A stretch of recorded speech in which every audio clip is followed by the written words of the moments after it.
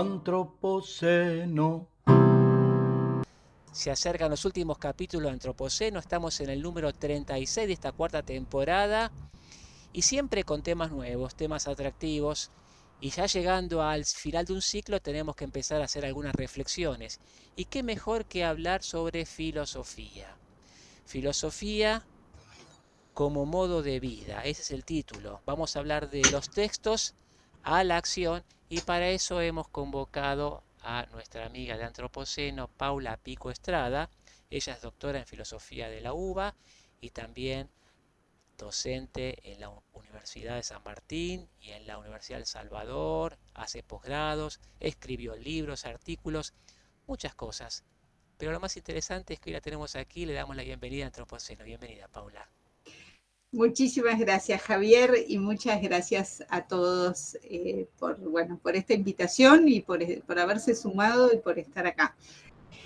A grandes rasgos, se puede decir que la filosofía como modo de vida es, un poco redundante, pero es una orientación práctica de la filosofía que se consolidó en los años 90, más o menos, a partir de la difusión de la obra de un filósofo francés que se llama Pierre Hadot, H-A-D-O-T de tierra, ¿no?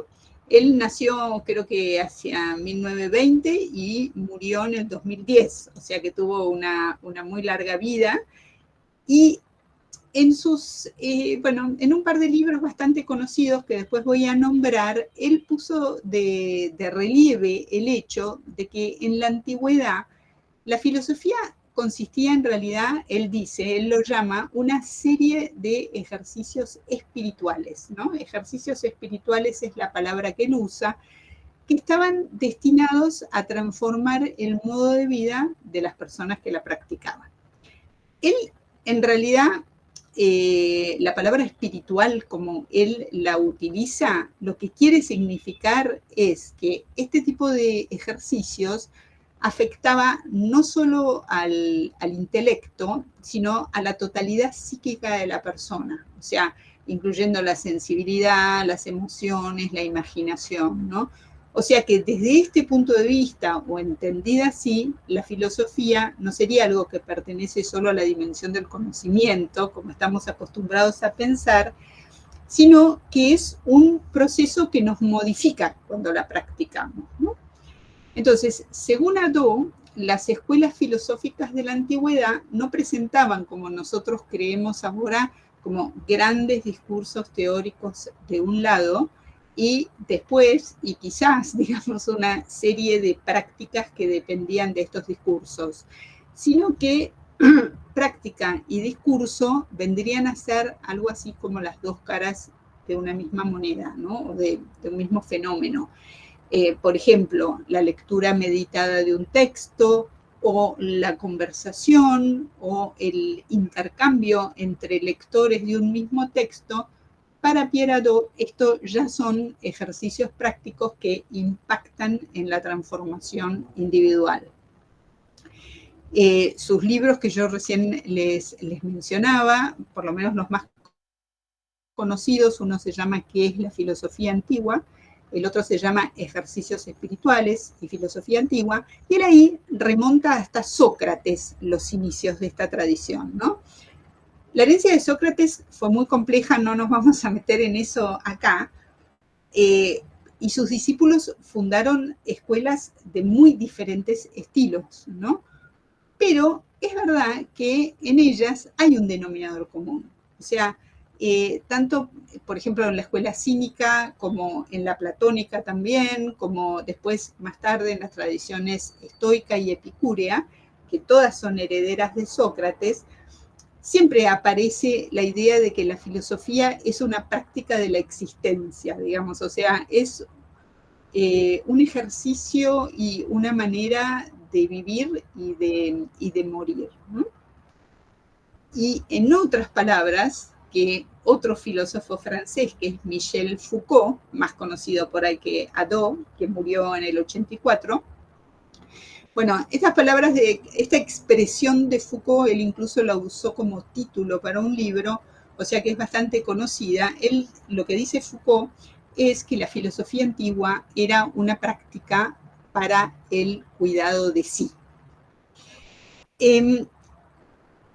Además de Sócrates y de Platón, que él se ocupa en estos libros, Hadot de lo que se ocupa muy especialmente, recortando bastante, digamos, porque bueno, él quiere servir a su hipótesis, ¿no? Pero abre un campo interesante. Él se ocupa muy especialmente de la gran escuela filosófica de la época imperial romana, que fue el estoicismo, y que está representada por tres filósofos bastante famosos, como fueron Séneca, que nació en el más o menos en el año 4 de nuestra era y murió creo que en el 65, después Epicteto, que nació en el 55 y murió en el 135, todo esto más o menos, y Marco Aurelio, que está mejor documentado, nació en el 121 y murió en el 180. O sea, son filósofos, digamos, de los primeros, no voy a empezar a hacer cuentas, digamos, del 0 al 100 y del 100 al 200, de los primeros 200 años de nuestra era. El objetivo en este periodo, que es algo de lo que después podemos hablar si quieren, es la búsqueda de la felicidad en esta vida. Pero digamos que la respuesta que ellos dan a esta inquietud no es un vale todo porque chocan los planetas, digamos, más allá de todo lo que digamos sobre el Imperio Romano, sino ellos insisten sobre todo o creen en el predominio del todo por sobre el individuo. O sea, para el estoicismo, la naturaleza, que sería el todo, tiene un orden intrínseco. Este orden está gobernado providencialmente por un principio rector. Ay, perdón, me estoy alejando del micrófono, por un principio rector que es de orden divino, o sea, es divino, y este orden del universo es eterno, es inmutable, y nosotros podemos participar de él si vamos educando nuestras emociones, digamos, y desarrollando nuestra racionalidad, ¿no? Porque librados a nosotros mismos, a nuestros impulsos, nuestras alegrías, nuestras penas, en realidad no somos más que seres efímeros, digamos, y a la merced del azar, ¿no? Entonces, el sabio ideal, el sabio estoico, el ideal de sabio estoico, es el que aprende a desapegarse de las emociones subjetivas mediante la práctica de una serie de ejercicios, que esto es de lo que hablaba Pierre Hadot, que están destinados en realidad a desarrollar como cierta imperturbabilidad frente a todo aquello que no depende de nosotros, y que es mucho, como todos sabemos ya. Ahora bien, cuando uno lee a Séneca o a Marco Aurelio, las reflexiones teóricas que ellos hacen sobre cómo posicionarse frente a los golpes o también a las alegrías de la vida, ¿no? Parecen bastante inhumanas. O sea, esto a mí me pasa y veo que también pasa en los grupos de lectura, o sea, que son muy alejadas de nuestra sensibilidad. Por ejemplo, busco un fragmento cortito de Séneca. En la epístola 74 él escribe esto, dice: el sabio no se aflige por la pérdida de los hijos ni por la de los amigos, soporta la muerte de estos con la misma entereza con que aguarda la suya. Bueno, en lo personal, a mí me parece que son reflexiones que por ahí hoy no le sirven a nadie, digamos, ¿no? Que son un poco, abstractas, y también me pregunto si hace 2000 años servirían o no servirían. Pero, más allá de esta como deshumanización que a uno a veces le parece encontrar en los textos de los filósofos estoicos, la verdad es que el estoicismo hoy está de moda, misteriosamente. Y no tan misteriosamente, hay muchos motivos por los cuales se explica esta moda, ¿no? Yo igual, tenemos poco tiempo, me voy a anclar en una cosa que yo creo que quizás este fenómeno, entre otras cosas, se relaciona con la lectura que hace de la filosofía como modo de vida Foucault, ya no Hadot, sino Foucault. En una entrevista que él dio en el 83, o sea, un año antes de su muerte, él explica que la ética del cuidado de sí, que es propia de la antigüedad, a él le interesa porque no es una ética normalizadora, dice él. No es un sistema que se propone para todos, sino que es un problema de elección personal. Él dice, en Grecia y en Roma clásicas, las técnicas de cuidado de sí, incluidas las lecturas, las discusiones filosóficas, digamos, esto que les venía mencionando, eran utilizadas con el objetivo de vivir tan bien como cada uno pudiera vivir, ¿no? Y también justamente porque él no quiere establecer normas para todos, él dice, yo no es que quiero ofrecer estas técnicas como unas supuestas alternativas a los problemas de hoy, pero sí creo, dice, que si uno hace una especie de análisis histórico, aunque no se puedan reactivar tal como existieron para hoy, sí, este análisis nos puede dar herramientas críticas como para entender nuestro presente y para cambiarlo, ¿no? O sea, bastante optimista, digamos, su lectura. Él dice que en estos términos, digamos, la comprensión de la ética como un espacio en el que cada uno se pone al cuidado de sí mismo, puede tener un sentido para nosotros. Pensemos, por ejemplo, él menciona estas cosas, ¿no? Que en nuestra época la mayoría de las personas no cree que la ética esté fundada en la religión. O sea, ya, digamos, eso como fundamento se ha disuelto o entrado en crisis. Tampoco se cree que dependa de los gobiernos regular los actos morales de la gente, ¿no? Nadie quiere que el sistema legal público intervenga en la moral individual y nosotros no pensamos que el todo predomina sobre el individuo, pensamos que la moral individual es privada.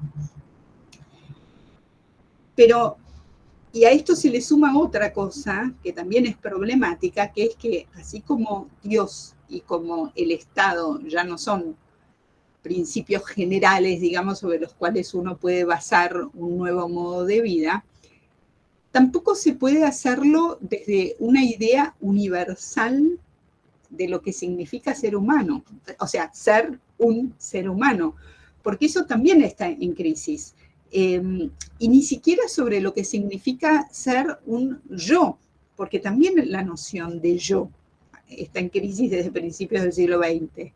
Entonces, para Foucault, digamos que es parte de esta crisis, lo que llama, es parte, digamos, se hace cargo y piensa a partir de la crisis de los conceptos tradicionales de Occidente, lo que llamamos yo no es una unidad dada, digamos, sino que es una tarea en proceso permanente de creación. Y yo creo que aquí es donde nosotros podemos establecer algunos, digamos, o cierta relación con los principios del estoicismo romano. O sea, porque gran parte de los materiales para la creación de esa obra artística que sería el propio yo, nos es dada por circunstancias azarosas que nos salen al encuentro. Pero aunque, como decía antes, las situaciones que no dependen de nosotros son muchísimas, lo que sí depende de nosotros, y esto el estoicismo lo marca muy claramente, es el educarnos a nosotros mismos para poder elegir en cada situación cómo reaccionar frente a lo que se nos pone por delante. Como que en cada elección se juega cómo nos pensamos nosotros a nosotros mismos como humanos, ¿no? Entonces, digamos, de este modo, integrando lo dado por las circunstancias con lo creado, uno se iría convirtiendo en un individuo, digamos, alguien cuyo modo de vida es, bueno, no sé si el modo de vida es único, pero alguien cuyo modo de vida lo va haciendo único, ¿no? a la persona. Y otra cosa que quería marcar es que esta filosofía, digamos, como modo de, este aspecto de la filosofía como modo de vida, que es la filosofía como cuidado de sí, no es necesariamente individualista. O sea, hay algunos pensadores que hacen énfasis en el aspecto estético de la creación de uno mismo, ¿no?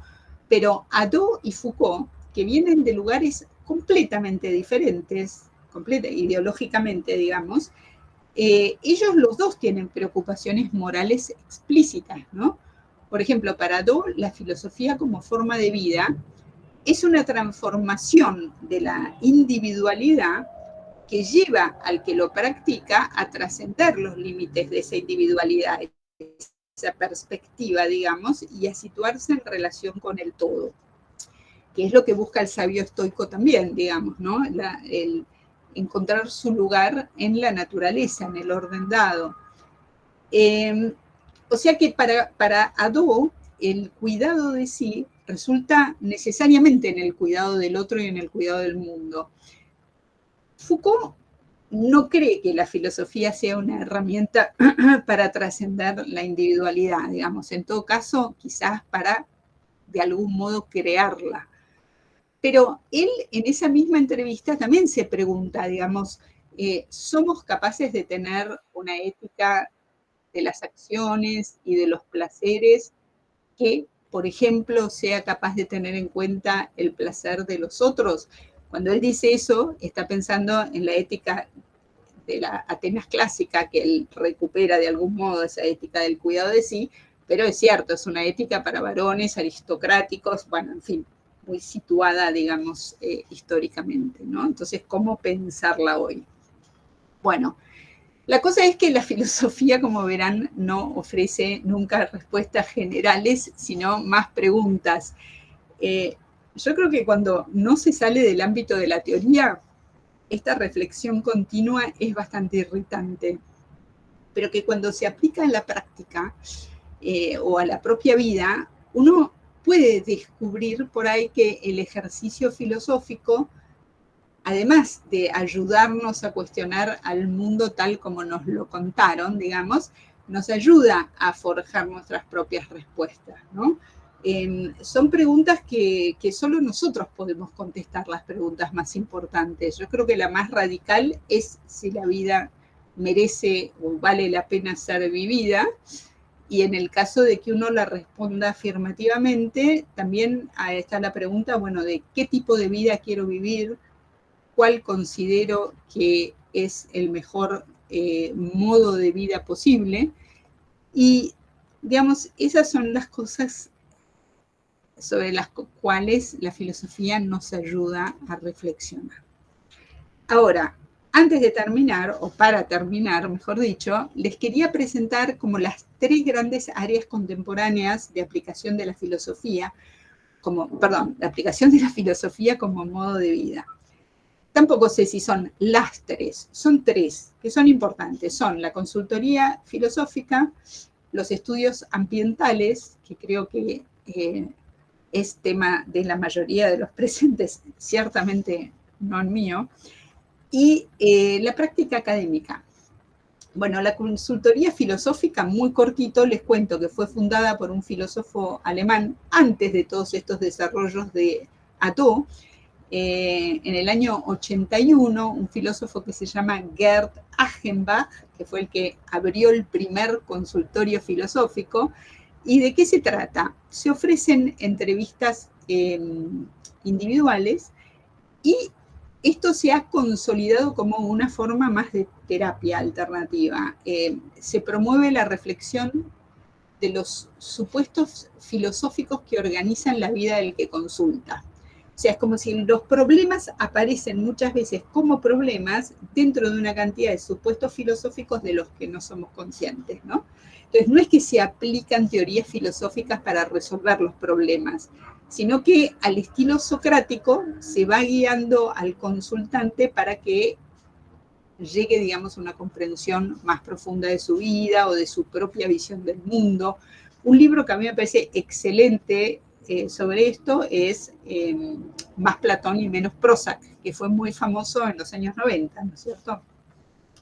Bueno, y después de esta corriente inicial se derivan otras como el análisis lógico para estudiar también como las contradicciones internas en ciertas creencias contradictorias que digamos, que nos plantean problemas que podrían ser resueltos, problemas existenciales, ¿no? O el coaching ontológico, que por lo que sé, que es muy poco, interviene en el lenguaje, en las emociones, en la postura corporal, como para modificar conductas. Bueno, eso sería el área de consultoría filosófica. El área de los estudios ambientales, creo, digamos, que el concepto rector es la ecosofía o sabiduría ecológica. Quizás alguno de ustedes sepa de esto y quiera ampliar después. Esto fue propuesta por un filósofo noruego que se llama Naes, con 2 S, Naess, en los años 70. También. Y él desarrolló el concepto de ecosofía T, porque aludía al nombre de su cabaña en una montaña que se llama Tvergastein, en el sur de Noruega. Bueno, Naes, digamos, de lo que habla es, o la idea filosófica detrás de la ecosofía, es que todas las formas de vida tienen un valor intrínseco, digamos, más allá de su utilidad para los seres humanos. Entonces, en este sentido se vincula también con los estudios sobre filosofía animal, filosofía vegetal, y lo que se busca es una coexistencia armónica. Estas ideas, que son de los años 70, fueron ampliadas por un filósofo neerlandés que se llama Osterling, con 2 O's, que si lo buscan en internet lo van a encontrar porque es muy activo, que él empezó a investigar temas ecológicos en los años 80, pero es en los últimos 20 años donde fue como consolidando una filosofía de esto, ¿no? Él acuñó un concepto en latín inter esse, o sea, ser entre, que lo que él quiere decir es que nadie existe aislado, sino entre redes, ¿no? Redes sociales, redes familiares, redes profesionales, digamos. Y él tiene una obra que no sé si fue traducida al español. Yo traduje el título al español en Google Translate, que es Resistencia en tiempos de ecopánico, en la que él analiza cómo los individuos y los grupos pueden resistir las crisis climáticas actuando colectivamente a través de estas redes, ¿no? Y también habla de una práctica educativa para los individuos que él llama ecoemancipación, que es un proceso, digamos, de transformación que consiste en una especie de esfuerzo continuo para recalibrar nuestra vida diaria, digamos, hacia una ecopolítica que no esté tan centrada en el ser humano. Y él dice que hay que ecoalfabetizarse para realizar y para sostener este esfuerzo, y de hecho fundó una escuela o un proyecto educativo propio que se llama algo así como la Ciudad de los Artesanos de Rotterdam, en donde los estudiantes, que por lo que vi son niños, adolescentes, digamos como en cualquier colegio, aprenden aikido, filosofía, cultivo de alimentos, etc. Bien. Y después, la tercera área, y ya con esto voy terminando, es la académica universitaria, digamos, que es cierto que la filosofía como medio de vida entró, o sea, ahora hay publicaciones sobre esto, hay qué sé yo, proyectos financiados, modificaciones en los currículums, en la currícula, no mucho, pero bueno. En fin. Para terminar, entonces, lo que quería comentar es que, como se puede ver a partir de estas aplicaciones contemporáneas que estuve mencionando, esta tradición de la filosofía como modo de vida no se limita a la antigüedad, sino que sigue viva, ¿no? y que más allá de cómo la entienda o la desarrolle cada pensador, yo creo que lo más interesante es el hecho de que se trata de una práctica que no propone certezas absolutas o recetas universales, digamos, ¿no? Es que me parece que al contrario, que su fuerza radica precisamente en la capacidad que tiene de cuestionar y de abrir espacios para que cada uno de nosotros vaya como investigando sus propias respuestas frente a preguntas como qué significa vivir bien, cómo quiero relacionarme conmigo mismo, con los demás, con el mundo.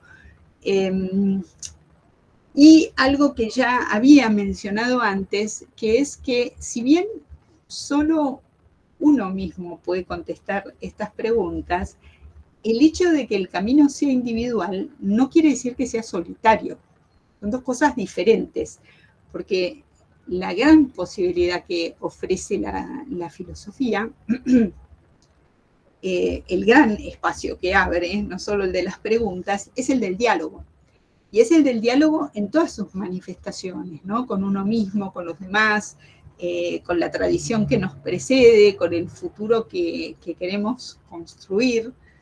Y me parece que ya habiendo introducido la cuestión del diálogo, ahora solo queda agradecerles por la paciencia en oírme y abrir ese espacio de diálogo entre todos nosotros. Gracias, Paula, por la charla. Pusiste sobre el final un poco de foco en la ecofilosofía, tal vez entendiendo que como esto es antropoceno, era un tema de interés, que seguramente lo va a ser. La pregunta es la siguiente. Antropoceno es un espacio de diálogo, pero en el presente, con las redes sociales, con la avalancha de cosas que recibimos, es una forma respetuosa de dialogar con el WhatsApp, en donde la mayor parte alguno me dijo antropoceno no es un diálogo, es el chat, el Meet sí, pero el chat, me refiero al chat, una sucesión de monólogos inconexos. ¿Cómo convertimos monólogos inconexos en diálogo? En la escuela la maestra nos ayudaba a hacerlo. ¿Cómo lo hacemos en una red social? Escuchando. Yo creo que es la única manera, ¿no es cierto? Escuchando, porque si no hay un horizonte común, no hay un diálogo. Hay justamente, perdón por repetir la palabra diálogo, pero en este caso me refiero al tipo de texto de Platón que se llama el Teeteto, en el que Sócrates discute con el relativismo, y una de las cosas que le discute al relativismo es esta, bueno, en realidad, si vos tenés razón y yo también tengo razón, y si esta es tu verdad y esta es la mía, finalmente, digamos, nada importa. Entonces, me parece que es fascinante porque es difícil ese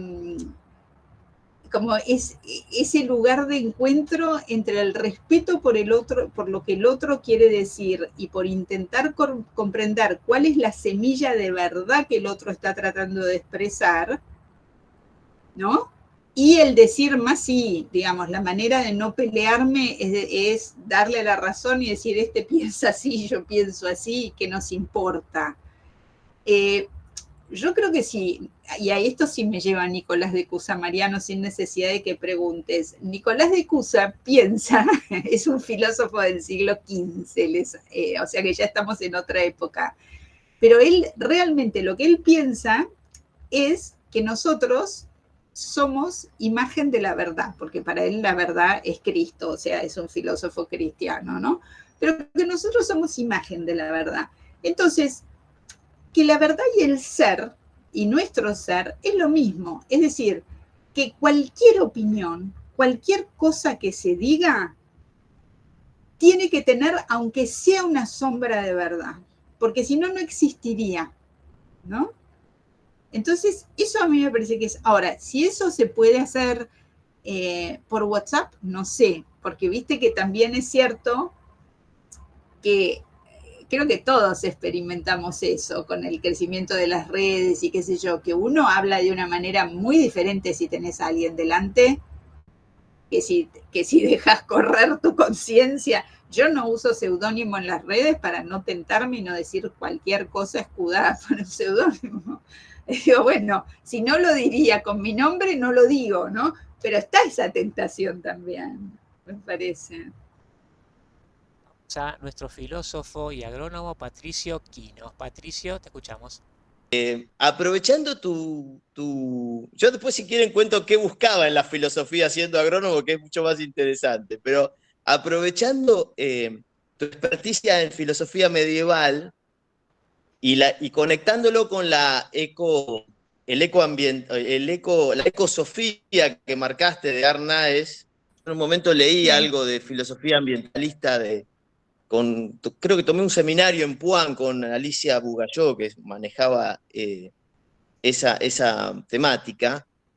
Y vos hablaste mucho de los supuestos filosóficos que hay detrás, cuando hiciste el análisis creo que era el primer tema.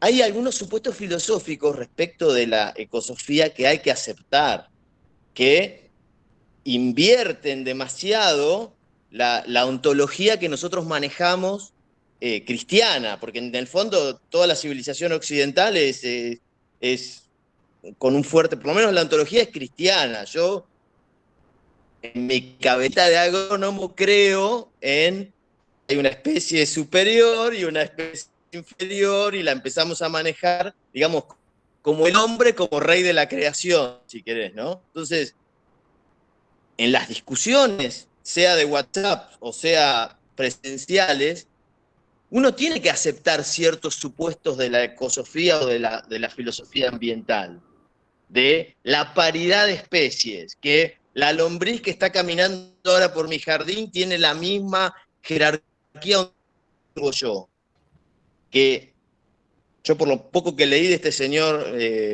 Naes, tiene un poco eso, ¿no? Que todo tiene la misma jerarquía. Entonces es muy difícil organizar el mundo, diría. Ya no digo producir, porque en el fondo todos los que estamos acá lo que queremos es producir. En mi cabeza de agrónomo, ¿no? Ahora quiero producir y sacar provecho de la tierra y ser el rey de la creación, para ponerlo en términos de lo que hablábamos recién. Entonces, es muy difícil aceptar algunos supuestos. No sé qué comentario puedes hacer ahí, Pablo. A mí me pasa lo mismo que a vos, digamos, o sea, yo sé muy poco de la cosa, pero digamos, las veces que he leído, que finalmente son todos derivados del hipismo de los 60, no lo digo con desprecio, pero digo, es algo que yo no sé por qué se lo incluye ahora en filosofía como modo de vida, porque además es bastante dogmático. O sea, yo lo presenté porque si vos agarrás, no sé, cualquier dossier o cualquier publicación académica sobre filosofía como modo de vida, esto aparece también, digamos, ¿no? Los estudios ambientales. A mí me parece que son más dogmáticos que filosóficos, que plantean, digamos, como decís vos, ciertos supuestos. Yo no sé cuánto de verdad, cuánto de no, cuán funcionales son. Me es muy ajeno. Lo que sí me parece, y no sé si por ahí eso es lo que vos o otros como agrónomos perciben, tampoco digo que sea el caso de este noruego, pero que en general esto es adoptado ideológicamente por sociedades que son hiperracionalistas, que están totalmente desconectadas de la naturaleza.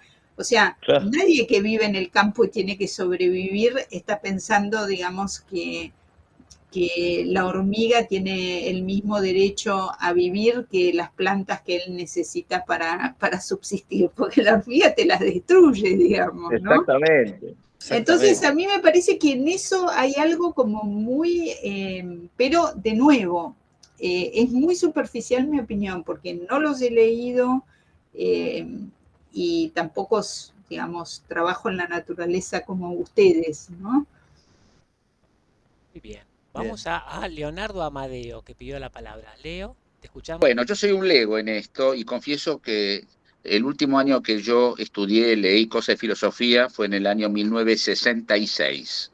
Bien. Así que, digamos, las cosas clásicas, cuando vos hablaste de Roma y demás, me las recuerdo, obviamente no con la profundidad y demás, y todas las actualizaciones, para mí, bueno, fueron nombres que acabo de escuchar. La pregunta que yo te hago es muy concreta. Soy ingeniero, no agrónomo, pero tenemos una cosa bastante ortodoxa de pensar, bastante rígida, bastante esquemática y demás. Quisiera que me definas qué es la filosofía. Yo solo puedo hacer una definición clásica en eso, lamento no sorprender. Para mí es la búsqueda de la verdad, lo que no quiere decir con eso que dé por sentado que la verdad es algo que existe en sí mismo y al que se puede acceder. Pero creo que sí, creo que es ese movimiento de búsqueda y de cuestionamiento de lo que aparece como dado, así te lo definiría en realidad. Es un cuestionamiento frente a todo aquello que aparece como dado al sentido común y que conlleva la necesidad de revisar todos los supuestos a partir de los cuales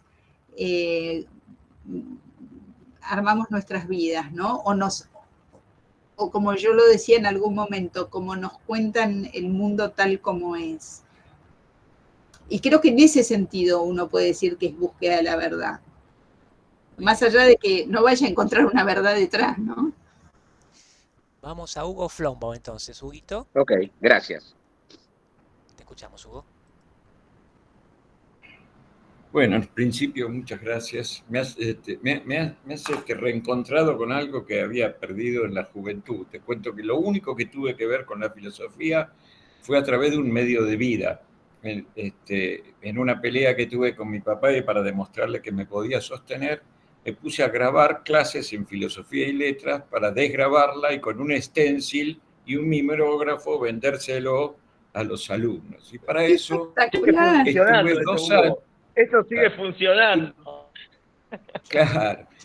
Y resulta ser que 2 años, y porque me interesó, seguí los cursos de Amelia Podetti en la Facultad de Filosofía, y es eso lo que me hizo introducir en el tema. Después seguí mi carrera como economista, muy enojado con la econometría y el abandono de la economía política, digamos. Claro. Pero bueno, ahí estoy.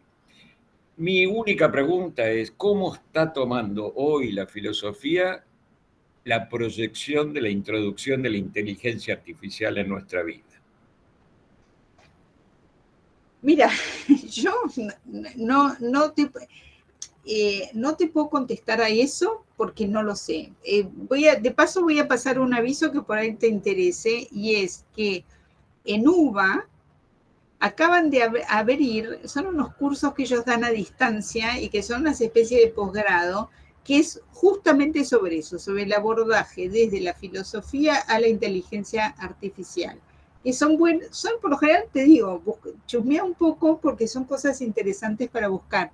Yo lo poco que he visto es, bueno, por un lado la preocupación de los docentes, eso sí, porque digamos, es más, nos está haciendo volver a formas clásicas de dar clase y de tomar examen, porque, digamos, hay que renunciar a pedir trabajos escritos. Ahora los tenemos que sentarlos y tomarles parcial, si estudiaron bien y si no, no, porque todos, si no, son unos subproductos del ChatGPT.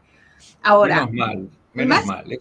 Eso es muy importante. Sí, ahora, yo lo único que vi fue una cosa que me llamó un poco la atención, porque yo veía que había debates como si la inteligencia artificial, digamos, o estos robots, fueran a tomar conciencia. Cosa que yo, digamos, realmente me cuesta pensar que sea un tema de debate. Pero después lo que me di cuenta desde el ámbito de la filosofía es que esta inquietud parte de algunos pensadores que creen que el cerebro humano es una máquina. Entonces, como creen que el cerebro humano es una máquina, la cual al azar alguna vez adquirió autoconciencia, no les parece extraño que otra máquina, aunque haya sido creada por el hombre y no producto del azar, como ellos piensan que es la nuestra, o esa máquina que seríamos nosotros, que otra máquina también tome conciencia. Esto es lo que te puedo decir, Hugo, y muy superficial, pero digamos como que volvemos un poco a lo que decía Patricio, que todos los problemas se plantean dentro de ciertos parámetros, ciertos supuestos filosóficos, ¿no? Que si vos crees que el ser humano es una máquina, pensás que las máquinas pueden tener conciencia, por ejemplo. Si de algún modo no hay algo esencialmente, digamos, como parte de la contradicción que nos hace humanos, en esa búsqueda, en ese objetivo, quiero decir, en principio, salvo ejemplos raros o situaciones particulares en la naturaleza, el individuo predomina sobre el todo, por lo menos en sus acciones, en sus actitudes, en su defensa de sí mismo, en su búsqueda de alimento, en su búsqueda de pareja. Y mi impresión, y mi pregunta es si esa impresión tiene algún sentido, es que de algún modo nuestro camino hacia la humanización, nuestra construcción de cultura y civilización, ha sido una lucha permanente, creo que bastante exitosa, por construir algún todo que predomine sobre los individuos, por cargar a los ancianos y cuidar a los chicos en la antigüedad, por adorar dioses, por respetar reyes, por construir leyes, etcétera, etcétera, y en la cual creería yo que en la mayor parte de la historia de la humanidad el individuo estuvo bastante sujeto al todo, digamos, ¿no? Es decir, los soldados que morían en la guerra, los esclavos que trabajaban, la gente que se planteaba, este es mi deber, etcétera, etcétera, etcétera. Y que en algún momento muy breve, creería yo, y con esto empieza la pregunta, pues estoy en las cosas que menos sé, eso estuvo en crisis y en un cambio, no sé, en el siglo XVIII, en el siglo XIX, es decir, durante un periodo muy breve, de verdad, alguna forma, no sé si es el iluminismo, si es, no sé muy bien cómo se llama, pero algún movimiento empezó a poner de verdad en duda esta idea de que el todo predominaba sobre el individuo, y el planteo fue, no, el que predomina sobre el individuo es el todo. Y no mucho después apareció de algún modo esta conciencia ecológica que parece poner esa idea de que el todo predomina sobre el individuo, no ya en una decisión individual, resultado de un trabajo filosófico, sino en lo que se dice con muchísima solidez, a veces con demasiada, para mi gusto, esto es una verdad científica, es una de esas verdades que vos decías que uno busca, aunque no esté muy seguro de que existen. Como que de repente todo lo que hacemos tiene que estar determinado por una responsabilidad hacia un todo que es más absoluto de lo que eran los todos del pasado. Y para terminar y volverlo a la pregunta, si las discusiones cotidianas que hay hoy entre estos nuevos, en fin, la batalla cultural, las nuevas formas de conservadurismo o de movimientos de derecha o cosas de ese tipo, no es de algún modo un nuevo intento de rebelión hacia esa idea de que hay un todo, no ya religioso, divino o filosófico, sino ambiental, que está por encima del individuo, de los deseos y las aspiraciones del individuo. ¿Se entendió algo de todo lo que pregunté? Me parece Odisea 2001 en el sentido de que empieza con el monolito y termina en la actualidad.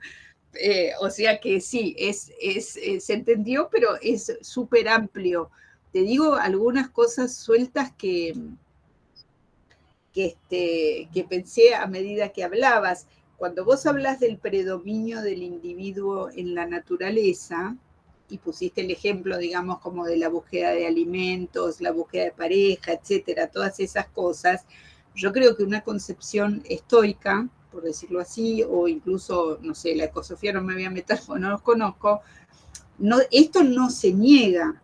Creo simplemente que es dónde ponés vos el acento cuando contemplás ese todo. Lo pones en el hecho de que, por ejemplo, esa búsqueda de alimento, esa búsqueda de pareja, digamos, ese agón, ese enfrentamiento entre individuos, tiene lugar porque un individuo busca predominar sobre el otro, o pones el acento en las reglas, en los ritmos y en las normas que regulan ese baile, digamos, de manera cíclica y recurrente, ¿no? Porque, digamos, si vamos a hablar de fenómenos naturales, podríamos decir que, bueno, más o menos, no voy a discutir ni con los biólogos ni con los agrónomos, pero más o menos los pájaros anidan, digamos, siguiendo ciertas reglas, etcétera, etcétera, ¿no? O los palomos se aparean de determinadas maneras, etcétera. Entonces, creo que es donde cada concepción pone el acento, o sea, el fenómeno en sí no cambia. Yo que enseñando filosofía medieval, lo que sí me doy cuenta es que hay muchas concepciones que los alumnos no entienden y que no las entienden porque en realidad todos nosotros somos hijos de una operación filosófica que tuvo lugar en la modernidad con René Descartes y que es la división entre la cosa pensante, digamos, y la cosa extensa. Bueno, no voy a entrar mucho en detalles, pero Descartes entiende a la naturaleza y al cuerpo como una especie de máquina matematizable y al hombre como sustancia pensante. Lo que voy a esto no es que nosotros creamos eso, sino que somos herederos de una concepción que nos separa de la naturaleza y que supone que hay que volver a reunirse de alguna manera, ¿no? O políticamente, que estamos todos en estado de guerra permanente, entonces lo que hay que lograr es el estado de unión. Yo creo que, de nuevo, que depende mucho del paradigma filosófico desde el que uno se pare para ver los fenómenos, que así como en la sociedad uno puede ver esto, puede ver, digamos, como que el Estado es una especie de acuerdo para no matarnos los unos a los otros por un pedazo de terreno, también se puede ver, digamos, todos los factores de solidaridad y de necesidad de articulación entre humanos que también hacen que la sociedad sea algo necesario. No sé si me explico bien, digamos, pero creo que el acento se puede poner como en los fenómenos individualistas o en los fenómenos orgánicos, si quieren, o más sistémicos, pero que depende un poco de la mirada a través de la cual se lo elabore. Muy bien, tenemos en lista Javier, todavía. ¿me dejaste sumar algo a lo que dijo, a la pregunta de Alejandro y la respuesta de Paula? Con todo gusto. Adelante. A la respuesta que da Paula de la cosa, digamos, cartesiana de la cosa pensante y la cosa extensa, que esa es una forma de pensar y abordar la naturaleza, sale también, que también tracciona en contra del orden natural, que es la modernidad cartesiana hizo un corte entre cómo se ordenaban las sociedades también. Por eso nos cuesta entender. El orden de las sociedades copiaba el orden natural y había, digamos, cosas más jerárquicas y cosas menos jerárquicas. Por eso había reyes y había esclavos y había gente que no tenía ninguna dignidad alguna. Con la llegada de la modernidad aparece las democracias, somos todos iguales, las sociedades son sociedades de iguales y genera un problema desde la representación, porque tenemos un legislador que representa a un montón de personas, hasta qué es un igual, porque no somos todos iguales por más que tendamos a ser iguales en términos, digamos, normativos, si se quiere, ¿no? Entonces ahí tenés el otro problema de, bueno, ¿cómo debo vivir? Si ya el otro no es un igual, por más que estemos nadando en la igualdad y en los derechos y en el ña, ña, ña de ese. Me parece que también hay un problema que se generó con la modernidad. Por eso cuesta entender a veces una sociedad esclavista, por ejemplo, de la antigüedad, porque tenía otro orden social. Y nosotros no lo podemos manejar, o por lo menos a mí me cuesta. Yo fui a la facultad de filosofía buscando ese tipo de respuestas. No las encontré, pero por lo menos las entendí. Entendí cómo funcionaba la cosa. Porque nos metimos en un montón de temas y da para mucho. es para preocuparme y para preocuparlos. Yo también tengo de mi señora una física en matemática y está muy convencida de dos cosas, de que la inteligencia artificial por ahora no va a modificar el orden de las cosas respecto del hombre y la tecnología, más que en lo que siempre ha hecho, que es cambiar usos y costumbres, pero que hay mucho dentro de la física cuántica que está logrando construir un sistema neuronal muy similar al del hombre en los futuros robots. Y ese sí es el momento en el cual se va a modificar la situación respecto del hombre y las máquinas y la tecnología. Es simplemente para tener en cuenta que ese es un tema que por ahí nosotros no lo vamos a vivir, pero sí nuestros nietos con seguridad. Sí, yo pienso, Hugo, con lo que decías, te oí hablar y pensaba, Patricio, vos sabrás que quizás cursado con ella, Mónica Caragnolini, es una profesora de la UBA, digamos, pensaba en la cuestión de, que ahora se llama el posthumanismo, ¿no? Y que es la idea de que estamos mutando como seres humanos, pero a la vez también podemos pensar, o sea, quiero decir, que uno piensa esa mutación en términos dramáticos, pero en realidad va teniendo lugar de una manera tal que nos seguimos pensando como humanos, solo que diferentes, ¿no? Bueno, está el acento muy puesto en lo que se llaman los cyborg, que son todas las personas que necesitan de alguna extensión tecnológica, ya sea, digamos, o para ver, o para oír, o para caminar, o lo que fuera, ¿no? Digamos, cuerpos físicos que están intervenidos por la tecnología. Y pienso que también yo me acuerdo que en los años 80 Baudrillard, que era un pensador francés, decía que estábamos resignando nuestro cerebro a la computadora, o nuestra memoria, yo no me acuerdo. Y yo, digamos, la verdad, yo trabajo muchísimo con el ChatGPT y ya es como una extensión, digamos, dialógica de mi pensamiento. Supongo que eso va modificando. Marshall McLuhan tiene un libro hermoso que se llama La Galaxia Gutenberg, que ya casi no se lee. Javier, él es un pensador contemporáneo. El otro día vi a alguien que publicaba en Twitter diciendo ya nadie lo menciona a McLuhan. La verdad que él es un filósofo contemporáneo, aunque ya no vive, que él decía que los desarrollos tecnológicos iban modificando nuestras percepciones sensoriales, ¿no?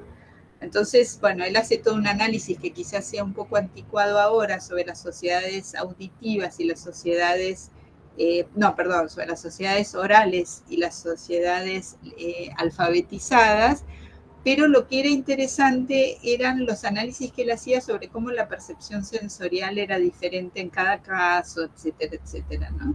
Entonces pienso que no sé si esas mutaciones son alarmantes o no, simplemente que están ocurriendo quizás desde que se inventó la rueda, ¿no? No lo sé. No lo sé. Mariano Vinograd, el próximo. Mariano, te escuchamos. Los fines de semana en La Nación, de Pablo dialoga con economistas del pasado y le pregunta sobre cosas presentes, qué opina de la tasa de interés, de las retenciones, y hace ese ejercicio. Entonces te diría, haceme un segundo de Nicolás de Cusa. Si estuviéramos dialogando con Nicolás de Cusa, que tiene una idea buenísima, que todos somos una parte, una copia de algo supremo, que es Dios, y que en todos nosotros hay un poquito de verdad. Quiero pensar acerca de la ultraderecha. Yo creo que en la ultraderecha no hay nada de verdad. Sin embargo, creo que Heidegger y Hannah Arendt, en el principio el nazismo fue una idea filosófica y después terminó en una catástrofe. Los que se llaman ahora las fuerzas del cielo, Netanyahu, Orbán, Putin, Trump, Bolsonaro, y de acá no menciono a los de la fuerza del cielo, el señor ese que grimió el celular invocando al cielo. ¿Qué podemos decir filosóficamente de ellos? ¿Qué es lo que tienen de verdad? Para mí son un vómito. Es cierto, el vómito también es verdad. Ayúdame un poquito a calmarme, una filosofía terapéutica. ¿Qué quieren decir estos ultraderechistas en el siglo XXI?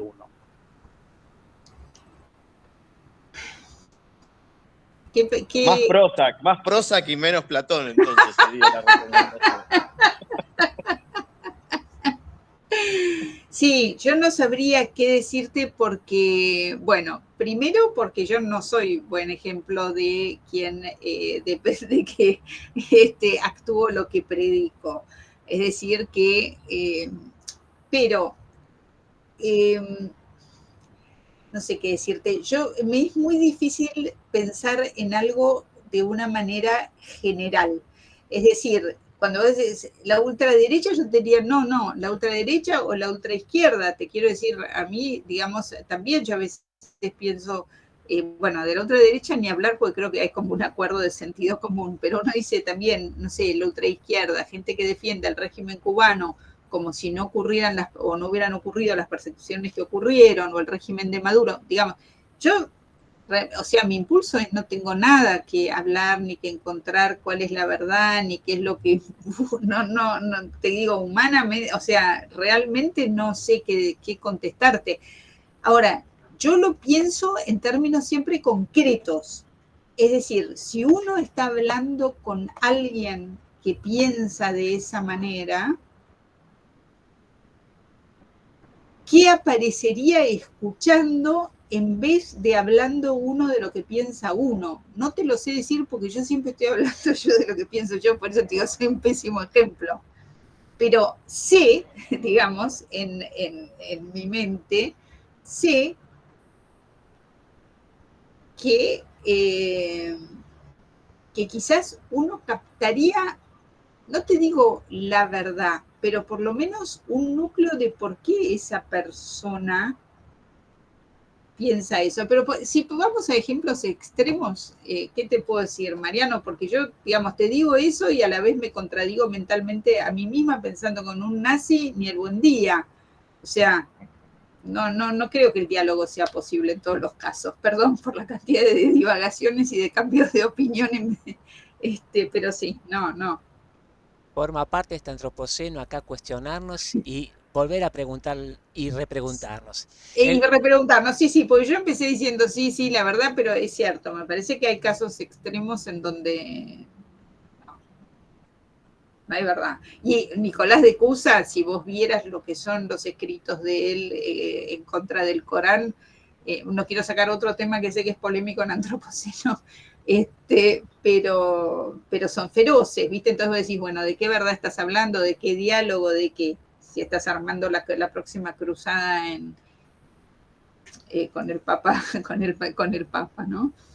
Estamos transitando los últimos minutos de esta reunión, vamos a llegar a un fin, así que le vamos a dar palabra a Alberto Weiner y después a María Isabel Paso. Beto, te escuchamos. Bueno, gracias Paula por la charla. Yo tengo la sensación filosóficamente, sin ser filósofo, soy por supuesto agrónomo y bastante sencillo y primitivo, que la gente que tiene la mente abierta es mejor gente. Creo que Einstein dijo que para que la mente funcione es como el paracaídas, tiene que estar abierta, si no, no funciona. Muy bueno. Uno nota en Argentina, y por supuesto en todo el mundo, pero lo que me preocupa a mí es lo que ocurre en Argentina, enorme cantidad de gente con responsabilidades dirigenciales, con la mente absolutamente cerrada, coincidiendo con lo que decía Mariano, Sí. básicamente sectores de ultraderecha. ¿Cómo la filosofía, y voy a la pregunta concreta, cómo la filosofía puede interpretar que una persona que llega a cargos importantísimos en un país, en una universidad o en una empresa, tenga la mente tan cerrada de no poder escuchar y entender el punto de vista de los demás? Viste, yo creo que eso bueno, yo creo que esos son los peligros justamente de creer en la verdad y que la verdad existe, que es gente, entiendo yo, que está convencida o que se trata de convencer a sí misma de que la verdad existe y que ellos la poseen, que ellos la detentan y que todo lo demás hay que liquidarlo. Hoy me llegó una especie de manifiesto de las fuerzas del cielo por WhatsApp, que realmente era tremebundo, y que terminaba también así como con una manifestación de poco menos que por Dios, por la patria y el rey había que salir a luchar, ¿no? O sea que yo, digamos, desde la filosofía lo que te diría es, creo que esos son los peligros de creer en la verdad de una manera absoluta, pero a la vez creo que son los peligros de la ignorancia.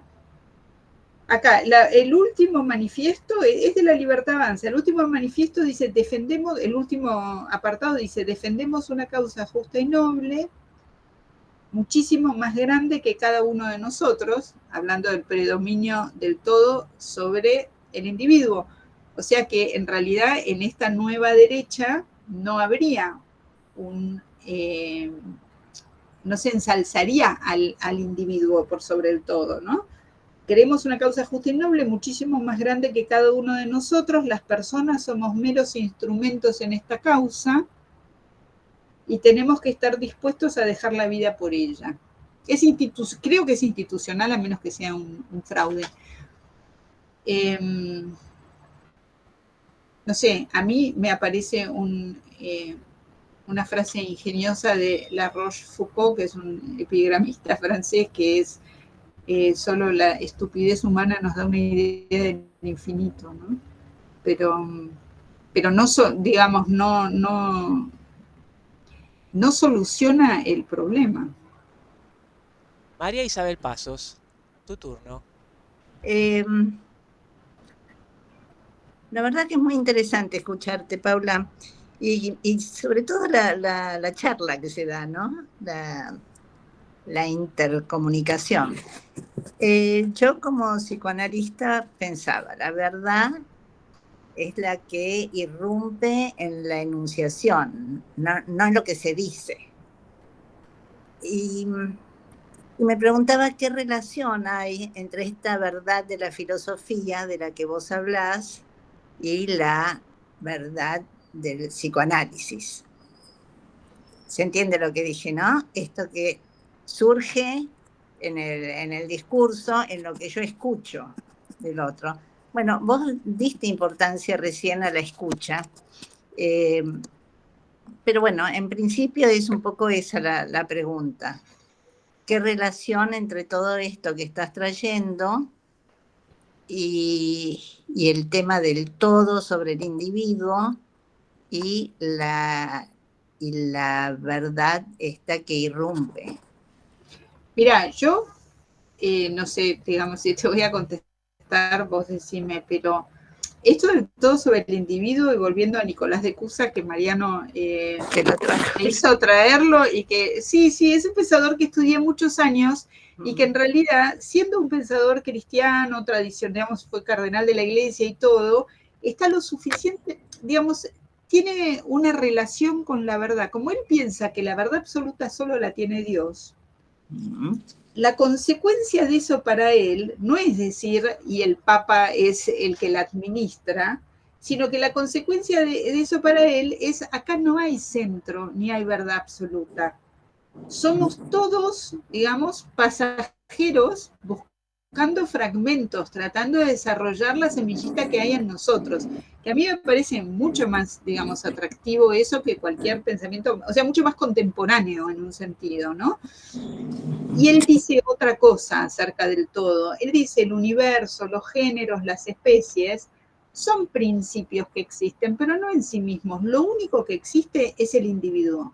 Entonces, existe el género, existe la especie, existe el universo, pero solo en tanto se realiza cada vez en un único individuo. Yo creo en eso también, digamos. Yo creo en eso.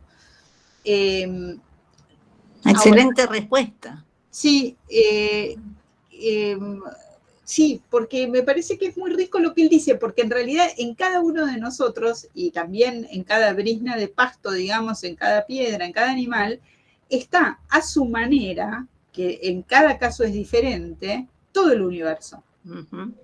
¿No? O sea, no es un escepticismo. Entonces yo no sé si ahí no hay como un punto de encuentro entre esta verdad de la enunciación de la que hablabas vos. Sí, absolutamente. Perfecto. Vamos entonces a María Bernardes desde... Bueno, me encantó la charla, muchísimas gracias, Paula. Realmente se te nota un gesto muy feliz que nos has transmitido a todos a través de lo gestual y no de la palabra. De la palabra nos deja un montón de interrogantes. Me gustó mucho este tema de la verdad que propone la filosofía y la verdad del inconsciente que habló María Isabel. Estamos complicados en este tema de que la estupidez humana es infinita. ¿Cómo se está construyendo a través de este tema de la tecnología, las redes sociales, que son tan amplias, el tema ideológico por un lado y el tema de, digamos, la pavada de todos los días del mundo del espectáculo, por ejemplo, en las redes, cuando la gente que vota, algunas están imbuidas en términos racionales, filosóficos, fuerzas del cielo versus quién sabe qué otra cosa, contra gente que está únicamente preocupada de si Wanda Nara se junta con Icardi o se junta con Elegante. Y toda esa gente vota lo mismo, a gente cuyo liderazgo, como el del actual presidente o cualquiera de los otros referentes, como Cristina, etcétera, que tienen esa mente tan cerrada y tan fanática, toda esa gente va a votar ahí. ¿Qué podemos hacer nosotros desde el campo del pensamiento y de la filosofía para ayudar a que la gente encauce un espíritu crítico con respecto a estos peligros? Porque si no, no sé dónde vamos a ir a parar. Bueno, muchísimas gracias y disculpen mi discurso confuso.